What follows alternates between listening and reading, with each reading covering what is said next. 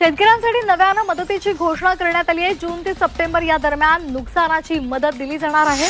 मृत जनावरांच्या मर्यादेची अट सुद्धा शिथिल करण्यात आली आहे। पुरामध्ये मृत पावलेल्या सर्व जनावरांची भरपाई दिली जाईल। सर्व पशुपालकांसाठी सरसकट मदत। नमस्कार शेतकरी बांधवांनो, अतिवृष्टीमुळे नुकसान झालेल्या शेतकऱ्यांसाठी मोठी आणि दिलासादायक बातमी समोर आली आहे। राज्य शासनाकडून अतिवृष्टीग्रस्त शेतकऱ्यांना नुकसान भरपाई देण्यासाठी महत्त्वाचा निर्णय घेण्यात आला आहे।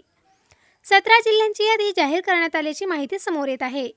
या निर्णयामुळे अतिवृष्टी, पूर, सततचा पाऊस आणि पिकांच्या नुकसानीमुळे अडचणीत आलेला शेतकरी याला आर्थिक मदत मिळणार आहे।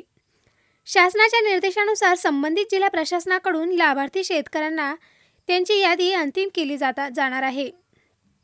शासनाच्या निर्देशानुसार संबंधित जिल्हा प्रशासनाकडून लाभार्थी शेतकऱ्याची यादी अंतिम केली जाणार आहे। शेतकऱ्यांच्या खात्यात थेट नुकसान भरपाई सुद्धा जमा केली जाणार आहे। शेतकरी बांधवांनी लक्षात ठेवायचं आहे, तुमचे बँक खाते आधारशी लिंक असणे आवश्यक आहे। तसेच पीक नुकसानीचा पंचनामा झालेला असताना लाभार्थी यादीत नाव असणे खूपच गरजेचे आहे। तसेच गावातील तलाठी, कृषी सहाय्यक किंवा ग्रामपंचायत कार्यालयामार्फत आपल्या नावाची खात्री करून घेणे हे सुद्धा खूप गरजेचे आहे।